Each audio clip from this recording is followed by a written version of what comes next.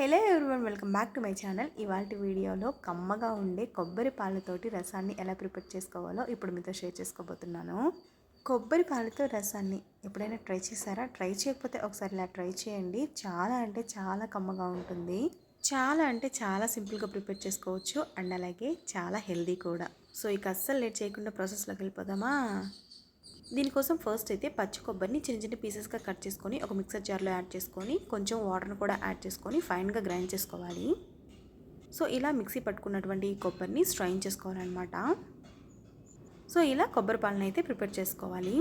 So ఇలా కొబ్బరి పాలను ప్రిపేర్ చేసుకున్న తర్వాత ఇప్పుడు ఈ పాలని కొంచెం సేపు పక్కన పెట్టేసుకుందాం. నెక్స్ట్ స్టవ్ మీద గిన్నె పెట్టుకొని 2 స్పూన్స్ దాకా బియ్యం పిండి యాడ్ చేసుకొని కొంచెం కలర్ చేంజ్ అయ్యేంత వరకు ఫ్రై చేసుకోవాలి. మంటను లో ఫ్లేమ్లో పెట్టుకొని ఫ్రై చేసుకోవాలి. ఇలా కలర్ చేంజ్ అయ్యి మంచి స్మెల్ వస్తుందన్నమాట. సో అప్పుడు స్టవ్ ఆఫ్ చేసుకొని ఒక బౌల్లో తీసుకోవాలి. ఇప్పుడు ఈ బియ్యం పిండిని మనం ముందుగా ప్రిపేర్ చేసుకున్నాం కదా కొబ్బరి పాలు, సో ఆ పాలల్లో యాడ్ చేసుకొని లంప్స్ అనేది ఫామ్ అవ్వకుండా మంచిగా మిక్స్ చేసుకోవాలి. ఇలా మంచిగా మిక్స్ చేసుకున్న తర్వాత ఇప్పుడు వీటిని కొంచెంసేపు పక్కన పెట్టేసుకుందాం. నెక్స్ట్ వచ్చేసి స్టవ్ వెలిగించుకొని స్టవ్ మీద గిన్నె పెట్టుకొని 1.5 టేబుల్ స్పూన్ దాకా ఆయిల్ని యాడ్ చేసుకోవాలి.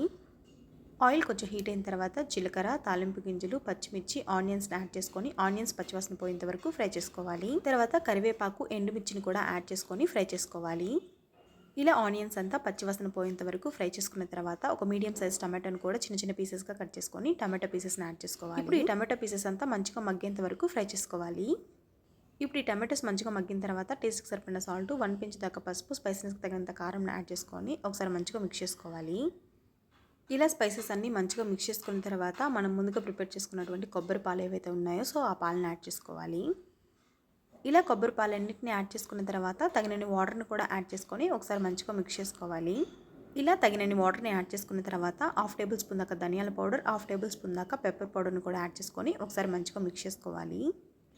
ఇలా ధనియాల పౌడర్, పెప్పర్ పౌడర్ని యాడ్ చేసుకున్న తర్వాత ఒక పొంగు వచ్చేంత వరకు ఉంచి స్టవ్ ఆఫ్ చేసుకొని సర్వ్ చేసుకోవడమే. తప్పకుండా మీరు కూడా ఇలా కొబ్బరి పాలతో రసాన్ని ఒకసారి ట్రై చేయండి. మీకైతే డెఫినెట్గా నచ్చుతుంది. చాలా అంటే చాలా కమ్మగా ఉంటుంది. ఐ హోప్ ఈ వీడియో మీకు నచ్చిందని అనుకుంటున్నాను. మీకు కనుక ఈ వీడియో నచ్చినట్లయితే ఒక లైక్ చేయండి అండ్ అలాగే మీ ఫ్రెండ్స్ అండ్ ఫ్యామిలీ మెంబర్స్కి షేర్ చేయండి. Finally don't forget to subscribe to my channel. Don't forget to hit the bell icon and అలాగే ఈ వీడియోని ఎండ్ వరకు చూసిన ప్రతి ఒక్కరికి థ్యాంక్ యూ సో మచ్.